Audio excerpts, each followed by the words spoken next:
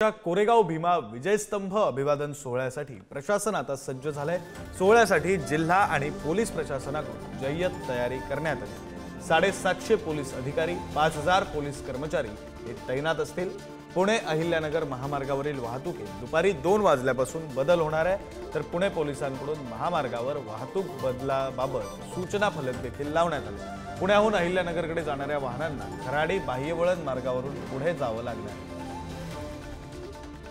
येणारे अनुयायी यांना आवश्यक प्रमाणे सोयी सुविधा पुरवण्याच्या दृष्टिकोनातून उपाययोजना करण्यात आलेली आहे। बंदोबस्तासाठी पोलीस दलांकडून एकूण पुणे शहर पोलीस दलांकडून एकूण 5000 पोलीस कर्मचारी, अंदाजन 750 पोलीस अधिकारी, 1000 होमगार्ड, 8 कंपनी SRPF, वेगवेगळी QRTs, BDDS पथक, अँटी सबटाज चेकसाठी पथक, अशा RCPs, अशा वेगवेगळे प्रकारचे मनुष्यबळ डिप्लॉय करण्यात आलेली आहे। त्याचे विस्तृत नियोजन करून आज संध्याकाळी त्यांचे ब्रीफिंग पण ठेवून उद्यापासून ते बंदोबस्ताचे डिप्लॉयमेंट होणार आहे।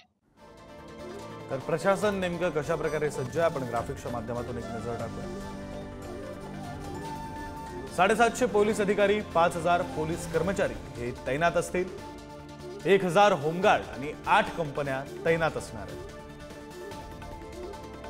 45 पार्किंग सेंटर, त्यात 30,000 कार आणि 30,000 दुचाकी पार्किंगची व्यवस्था।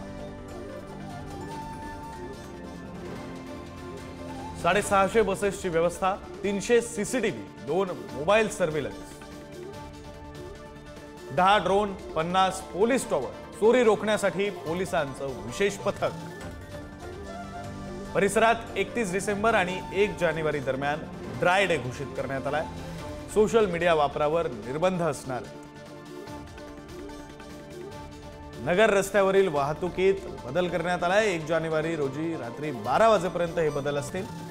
पुण्याहून अहिल्यानगरकडे जाणाऱ्या वाहनांनी मुंढवा, केडगाव चौफुला, नावरा, शिरूर मार्गे नगर रस्त्याला लागावं।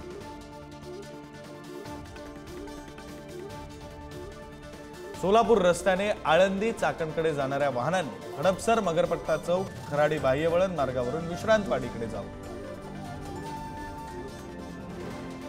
मुंबईकडून नगरकडे जाणाऱ्या वाहनांनी वडगाव, मावळ, चाकण, खेड, मंचर, नारायणगाव, आळेफाटा मार्गे जावं।